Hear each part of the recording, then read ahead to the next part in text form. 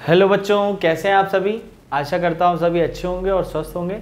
आज हम लोग अपने क्लास 10th केमिस्ट्री में सेकेंड चैप्टर स्टार्ट करने वाले हैं, जो कि होने वाला है एसिड्स, बेसिस एंड सॉल्ट। चलिए इसको स्टार्ट करते हैं और आज एकदम पूरी तरीके से बेसिक लेवल पर जानेंगे कि एसिड क्या होते हैं, बेस क्या होते हैं और सॉल्ट क्या होते हैं। चलिए स्टार्ट करते हैं बच्चों। तो हमारे चैप्टर का नाम है acids, basis and salts. Second chapter है, हिंदी में इसको अम्ल, क्षार और लवण कहते हैं। ठीक, तो चलिए स्टार्ट करते हैं। तो सबसे पहले एसिड से ही बात करते हैं कि एसिड क्या होता है। एसिड अभी हम लोग एकदम बेसिक बात करने वाले हैं एसिड के रिस्पेक्ट में। अभी चैप्टर में हम लोग एंटर नहीं करेंगे। अभी चैप्टर पहले एसिड समझ लें, किसे एसिड कहा जाता था, फिर इसके केमिकल एस्पेक्ट की तरफ हम लोग बढ़ेंगे। ठीक ना। तो सबसे पहले एसिड की बात की जाए तो पुराने समय में क्या होता था कि इतना केमिकल्स का ज्ञान तो था नहीं, किसी को केमिकल्स के बारे में पता तो था नहीं। तो जो स्टार्टिंग इनिशियल केमिकल्स आए, मतलब इनको केमिकल्स अगर कह सकते हो इनिशियल लेवल पर, तो जिसका टेस्ट करके लोग चेक करते थे। कोई इंडिकेटर्स वगैरह नहीं होते थे लैब में जैसे इंडिकेटर्स होते हैं। अभी हम लोग इस चैप्टर में इंडिकेटर्स के बारे में पढ़ेंगे। तो ऐसा कुछ नहीं था कि इसको इंडिकेट करके बता दिया जाए कि ये एसिड है या ये बेस है या ये सॉल्ट है। तो लोग पहले टेस्ट करके बताते थे, ठीक ना, पुराने समय में। तो कह दिया जिसको टेस्ट किया गया, जो खट्टा लगे उसको लोगों ने एसिड बोल दिया, ठीक ना। जिसका टेस्ट सारिन टेस्ट हो उसको एसिड बोल दिया, ठीक ना। तो इसी तरीके से एसिड को हम लोग अब पढ़ेंगे। तो यहाँ पर फर्दर कहा गया कि एसिड आर दो सब्सटेंस विच आर सार इन टेस्ट। तो मैं यहाँ लिख देता हूँ, दो सब्सटेंस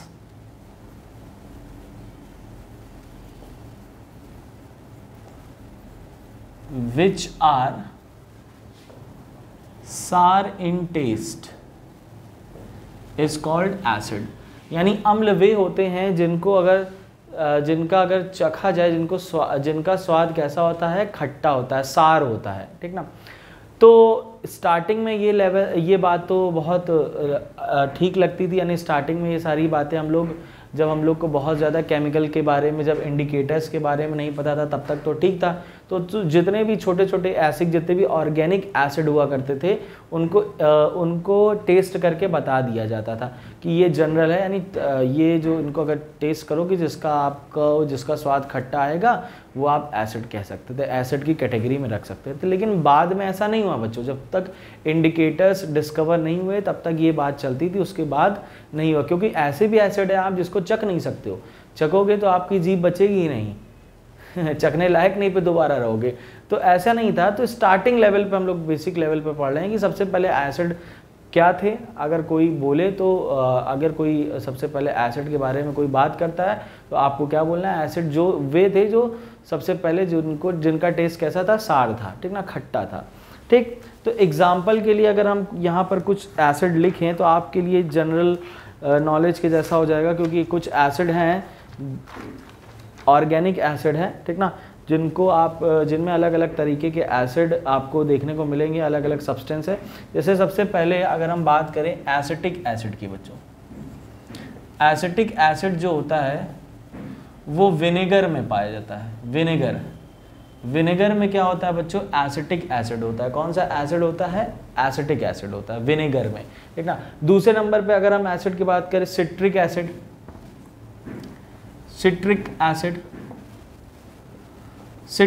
बच्चों सिट्रस फ्रूट्स में होता है, जैसे लेमन में हो गया, ठीक ना, और आपका ऑरेंज में हो गया।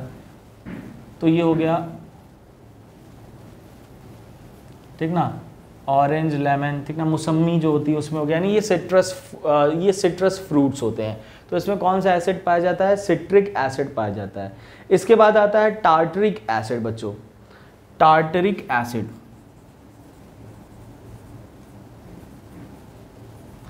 टार्टरिक एसिड जो होते हैं आपका टैमरिंड में पाया जाता है, इमली और ग्रेप्स में।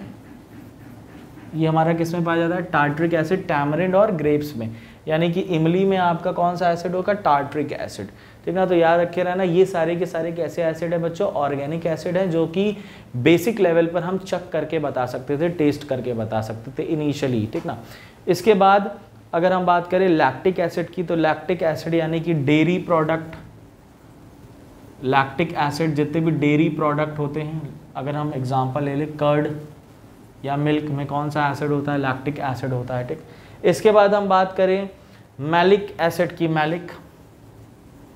मैलिक एसिड आपका होता है एप्पल में, मैलिक एसिड पाया जाता है, साथ ही साथ पियर्स में, ठीक ना, नाशपाती, तो इसमें मैलिक एसिड पाया जाता है, ठीक। इसके बाद अगर हम बात करें एस्कॉर्बिक एसिड की, एस्कॉर्बिक एसिड की बात करें तो ये पाया जाता है गूसबेरीज में, गूसबेरी यानी आंवले, और साथ ही साथ ग्वावा में, ठीक ना, गूसबेरीज और ग्वावा में, अमरूद में पाया जाता है, ठीक ना। इसके बाद आता है फॉर्मिक एसिड, तो फॉर्मिक एसिड वो होता है आपका एंट स्टिंग में, ठीक ना, एंट या बी स्टिंग, जो लाल चींटी होती है बच्चों, लाल चींटी जब काट लेती है तो जो हमें जलन होती है, जो इरिटेशन होती है, वो कौन सा एसिड रिलीज करती है, तो याद रखिए ना, फॉर्मिक एसिड वो रिलीज करती है। कौन सा एसिड रिलीज करती है, फॉर्मिक एसिड। इसके अलावा ऑक्जेलिक एसिड की बात करें, ऑक्जेलिक एसिड तो ये टमाटो में पाया जाता है, ठीक ना, टोमेटो में ये पाया जाता है। तो ये हो गए हमारे कुछ बेसिक ऑर्गेनिक एसिड, ठीक ना, जो कि उनके सोर्सेज मैंने आपको बता दिया। तो स्टार्टिंग में यही कहा जाता था कि जो एसिड वही हैं जिनका टेस्ट करने पे जिनका टेस्ट कैसा है, जिनका टेस्ट आपको सार इन टेस्ट, जो खट्टे लगे, यही एसिड है स्टार्टिंग लेवल पर, ठीक ना। ध्यान से देख लीजिए, स्क्रीनशॉट ले लीजिए। इसके बाद हम बात करते हैं बेसिस की, ठीक ना। इसके बाद हम क्या बात करेंगे, बेसिस की बात करेंगे बच्चों, ठीक ना। चलिए इरेज कर रहे हैं, ध्यान से देखिएगा आप लोग। तो ये सब एसिड याद कर लीजिएगा, जैसे आपको फॉर्मिक एसिड एग्जाम वगैरह में पूछ लेता है, ठीक ना। फॉर्मिक एसिड एक बहुत अच्छा, एसिटिक एसिड एक बहुत अच्छा क्वेश्चन बन सकता है, फॉर्मिक, एसिटिक, और साथ ही साथ आपका लैक्टिक, ये सब एसिड ऐसे हैं जो कि आपको पूछे जा सकते हैं कि किस में पाए जाते हैं। सिट्रिक एसिड, ठीक, साथ में फॉर्मिक तो ज़रूर पूछेगा, कहीं ना कहीं ज़रूर हो रहता है, ठीक। चलिए नेक्स्ट बात करते हैं बेसिस की। तो बेसिस क्या होते हैं, दो substance which are bitter in taste, जिनका स्वाद कसैला होता है, दो सब्सटेंस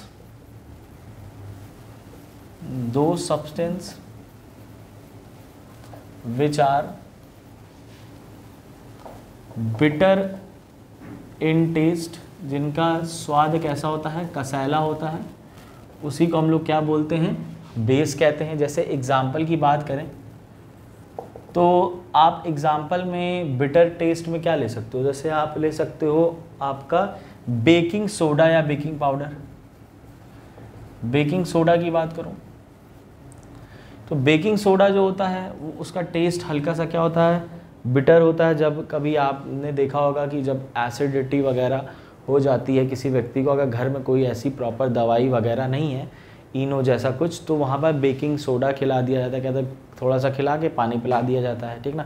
बहुत ज़्यादा ये यूज़ भी नहीं करना चाहिए, नुकसान भी होता है। तो कभी आप इसका टेस्ट करेंगे तो ये कसैला लगता है। और अगर आप एक चीज़ आप और जानते होंगे कि बेकिंग सोडा और बेकिंग पाउडर जो दोनों चीज़ें होती हैं, यानी बेकिंग सोडा से ही बेकिंग पाउडर बनाया जाता है। इस चैप्टर में फ़िलहाल अभी आप देखोगे आगे, तो बेकिंग जो सोडा होता है, अगर आप देखे होंगे कि केक वगैरह में भी लोग डालते हैं घरों में, तो बेकिंग सोडा लोग अगर डाल देते हैं तो केक का जो टेस्ट होता है वो कड़वा कड़वा आने लगता है, लेकिन एक्चुअल में उसमें डाला क्या जाता है, बेकिंग पाउडर। तो लोगों के बीच में कन्फ्यूजन होता है कि दोनों एक ही चीज़ है या अलग अलग है, तो दोनों अलग अलग है बच्चों। आप अगर केक बना रहे हो तो उसमें आप बेकिंग पाउडर का इस्तेमाल कीजिए, और अगर आप केक नहीं, मतलब नॉर्मल जो होता है वो बेकिंग सोडा होता है, बेकिंग पाउडर नहीं डालते हैं केक में, बेकिंग सोडा नहीं डालते हैं केक में, क्या डालते हैं, बेकिंग पाउडर। इस वजह से जब बेकिंग पाउडर डालते हो आप तो वहाँ पर उसका टेस्ट बहुत ज़्यादा कड़वा कड़वा नहीं रहता है। क्यों नहीं रहता, क्योंकि वो वो कुछ एडिबल एसिड्स के साथ रिएक्ट करके बनाया जाता है। अभी हम लोग जब इसी चैप्टर में आगे बढ़ेंगे तो हम लोग उसकी बात करेंगे। तो बेकिंग पाउडर डाला जाता है, ना कि बेकिंग सोडा, क्योंकि इसका टेस्ट थोड़ा सा कसैला कसैला होता है, ठीक ना, तो बिटर टेस्ट होता है। चलिए नेक्स्ट बात करते हैं। इसके अलावा soap and detergents, soap and detergents ये भी कैसे होते हैं बच्चों, ये बेसिक नेचर के होते हैं। सोप, ठीक ना, सोप कैसा होता है, बेसिक नेचर का होता है। जो आपके डिटर्जेंट्स होते हैं जिन्हें हम लोग पाउडर्स कहते हैं, ठीक ना, वॉशिंग पाउडर्स, वो भी क्या होते हैं हमारे, उसको डिटर्जेंट्स कहा जाता है। इस दोनों के दोनों बेसिस होते हैं, ठीक ना।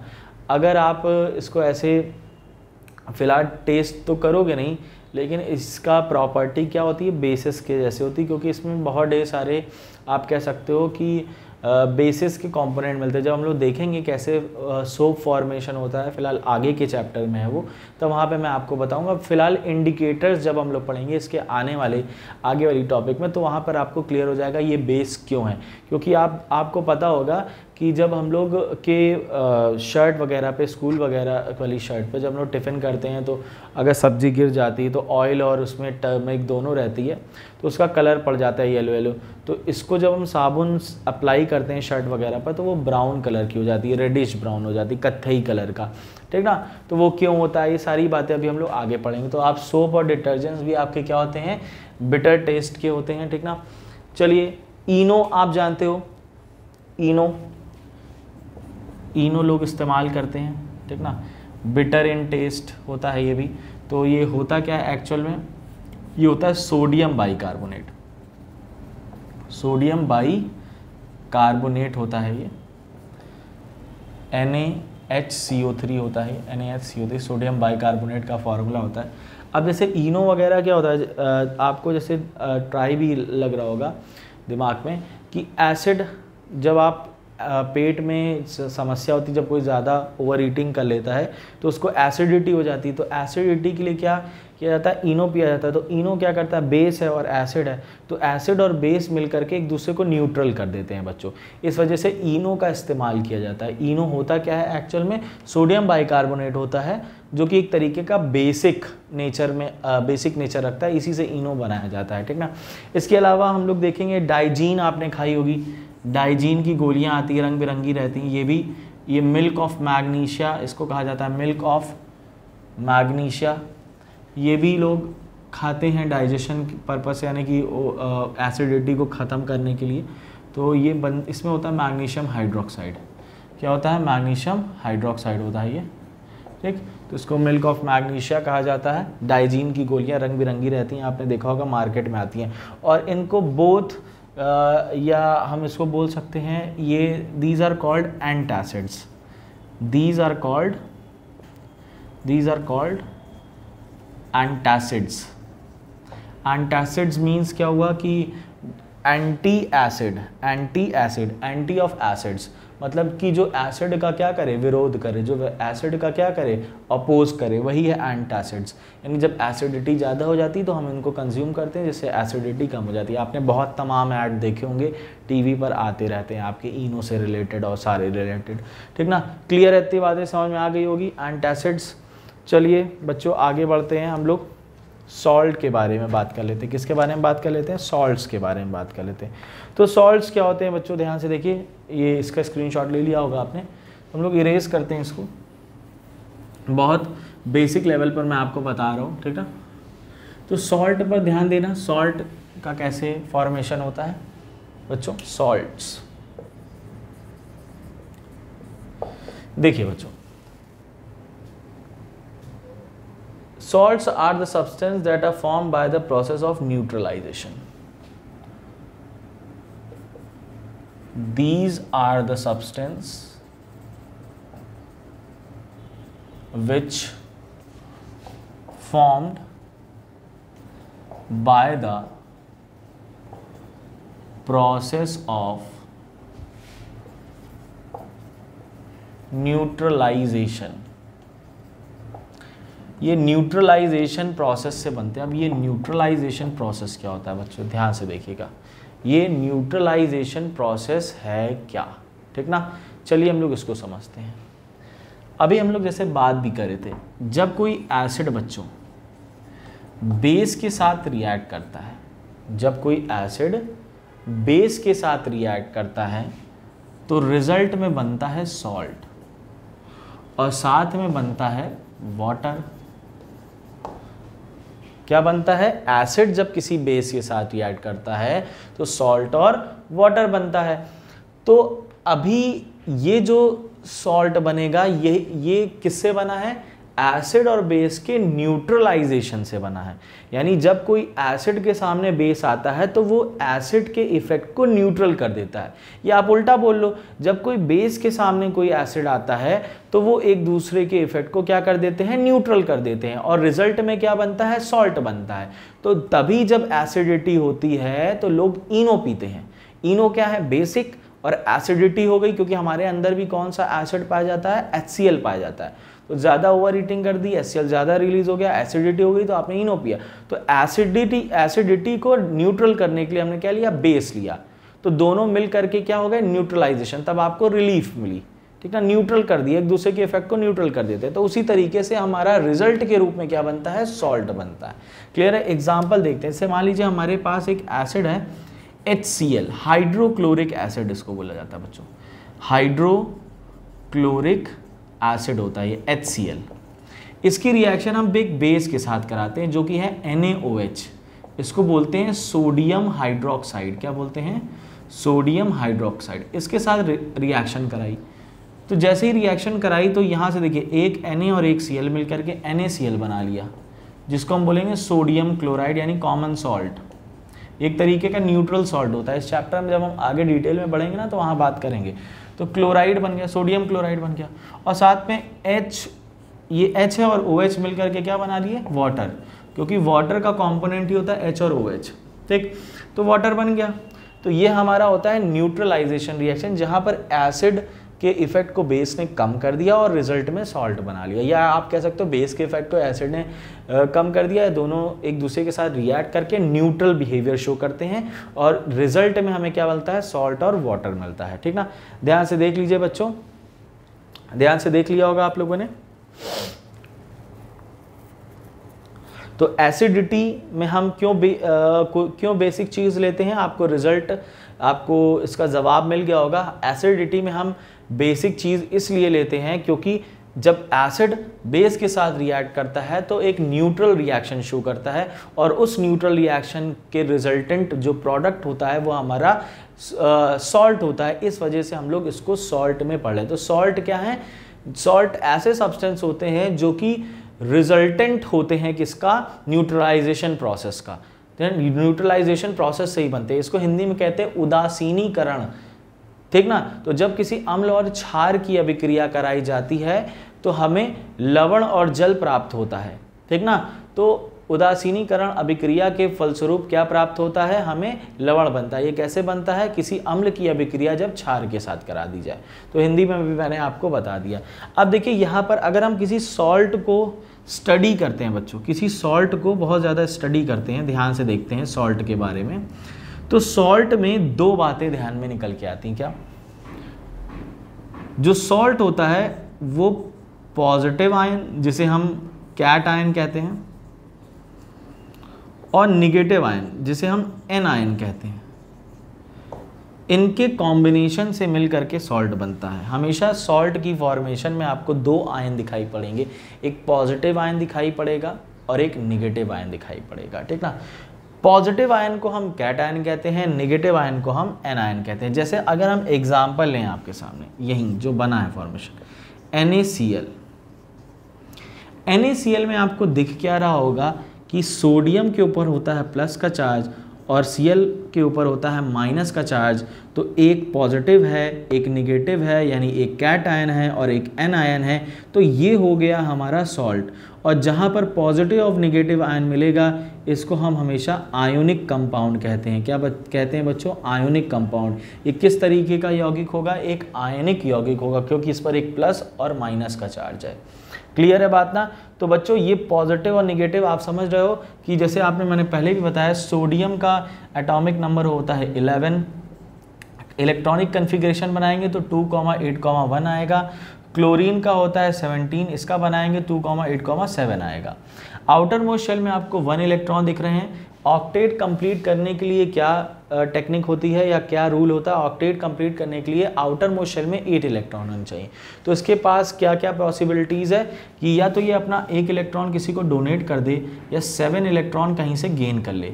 7 इलेक्ट्रॉन गेन करना ज़्यादा पॉसिबल तो नहीं दिखता है, ये थोड़ा इम्पॉसिबल सा है, लेकिन 1 इलेक्ट्रॉन डोनेट करना ज़्यादा ईजी होता है। इस वजह से ये अपने 1 इलेक्ट्रॉन को डोनेट कर देता है। अब इसकी आउटर मोस्ट शेल ख़त्म हो जाती है ये, अब इसकी आउटर मोस्ट शेल ये रह जाती है जहाँ पर 8 इलेक्ट्रॉन पूरे हैं, तो 2,8, और ये बदल जाता है Na पॉजिटिव में, ठीक। और Cl नेगेटिव उसी 1 इलेक्ट्रॉन को क्या करता है? एक्सेप्ट कर लेता है, क्योंकि इसको भी ऑक्टेट कंप्लीट करना है। 7 देगा नहीं, दो इसके पास चॉइसेस है, एक 7 दे दे, एक ले ले, तो 7 देना पॉसिबल है नहीं, एक ले लेगा, एक्सेप्ट कर लेगा, तो इसके आखिरी में भी 8 इलेक्ट्रॉन पूरे हो जाएंगे, और 1 इलेक्ट्रॉन लेने की वजह से इसके ऊपर आ गया -1 का चार्ज। तो इनके बीच में एक अट्रैक्शन वर्क करता है, फिजिकल अट्रैक्शन, जिसकी वजह से पास में आ जाते हैं और सॉल्ट हमें इस तरीके से दिखाई पड़ते हैं। तो हमेशा याद रखिएगा, सॉल्ट एक आयनिक कंपाउंड होते हैं जहाँ पर एक पॉजिटिव चार्ज होता है और एक नेगेटिव चार्ज होता है। क्लियर है बच्चों? तो ये हो गया आपके सॉल्ट के बारे में। पॉजिटिव चार्ज को आपको कैटायन कहा जाता है और नेगेटिव चार्ज को एनायन कहा जाता है। ठीक है बच्चों, तो ये हो गया सॉल्ट के बारे में एक बेसिक सी इंफॉर्मेशन। एसिड के बारे में मैंने बता दिया, बेस के बारे में मैंने बता दिया, सॉल्ट के बारे में बता दिया।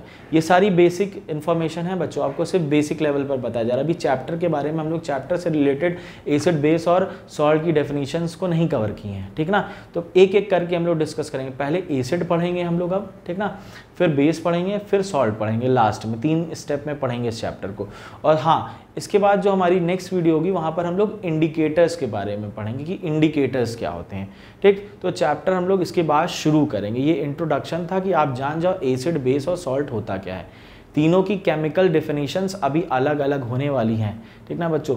तीनों की केमिकल डेफिनेशन बिल्कुल अलग रहेंगी। आप ये नहीं कहोगे कि एसिड जो टेस्ट में क्या हो, खट्टा हो, सार इन टेस्ट, ये नहीं बोलोगे आप कभी भी, ठीक ना। ये एकदम जनरल बेसिक लेवल पर ही आपको जानकारी देनी थी, इस वजह से मैंने आपको बताया। तो एसिड क्या होता है? जो जिसका टेस्ट क्या हो, सार इन टेस्ट हो, ठीक ना। सार इन टेस्ट यानी कि जो खाने में खट्टा लगे वही है। तो जितने भी एग्जाम्पल मैंने बनाए थे ये ऑर्गेनिक एसिड के थे, जिनको चखा जा सकता है, जिनको खाया जा सकता है। इसके अलावा मिनरल एसिड्स भी कई होते हैं, ठीक ना। तो मिनरल एसिड जिन्हें हम इनऑर्गेनिक एसिड भी बोल सकते हैं। मिनरल एसिड जैसे HCl क्या है, एक मिनरल एसिड, तो आप इसको टेस्ट नहीं करोगे, इसको जैसे ही टेस्ट करने लायक ही नहीं बचोगे फिर दोबारा अगर टेस्ट कर लिया तो एक बार, क्योंकि बहुत ही ज़्यादा ये खतरनाक केमिकल होता है, ठीक ना। तो ऐसे एसिड्स का तो इन सारे केमिकल को कैसे पता किया जाए कि ये एसिड है कि नहीं, तो इसीलिए इसके केमिकल एस्पेक्ट को पढ़ा गया। और फिर इंडिकेटर्स के बारे में इनके बारे में पता करने के लिए इंडिकेटर्स का इस्तेमाल किया गया, ठीक ना। तो बहुत इंपॉर्टेंट अगला टॉपिक होने वाला है जहाँ पर हम लोग इंडिकेटर्स के बारे में पढ़ेंगे। तो ये चैप्टर आगे बढ़ेगा। पहला हम लोग इंट्रोडक्शन ले लिए, बेसिक बातें कर लिए दोनों के बारे में। फिर हम लोग बढ़ेंगे पीएच स्केल क्या होती है, ठीक ना। इंडिकेटर्स के बाद किस पे पढ़ेंगे? पीएच स्केल पर बढ़ेंगे। फिर दोनों की केमिकल प्रॉपर्टीज़ देखेंगे, फिर कुछ सॉल्ट्स के बारे में देखेंगे और ये चैप्टर ख़त्म हो जाएगा, ठीक ना। तो बहुत बड़ा चैप्टर तो नहीं है ये, लेकिन हमें इंपॉर्टेंट है, एग्जाम पॉइंट ऑफ व्यू से बहुत ज़्यादा इंपॉर्टेंट है, क्योंकि इसमें कुछ सॉल्ट्स होते हैं जो आखिरी में लोग पढ़ेंगे, जैसे POP हो गया, बेकिंग पाउडर हो गया, वॉशिंग सोडा हो गया, तो इसके बारे में एग्जाम में ज़रूर पूछता है, ठीक ना। तो आज के लिए इतना ही करते हैं, मिलते हैं अपनी नेक्स्ट वीडियो में जहाँ पर हम इसके आगे की बात बच्चों करेंगे, ठीक। तो जिसको भी ये बातें समझ में आ गई होंगी बहुत अच्छी बात है, जिसको नहीं आई होंगी कमेंट कर लेना, और मुझसे जो भी क्वेश्चन पूछना होगा आप पूछ सकते हो इस टॉपिक से रिलेटेड, ठीक। तो मिलते हैं अपनी नेक्स्ट वीडियो में जहाँ पर हम इसके आगे की बात करेंगे। थैंक यू बच्चों, बाय।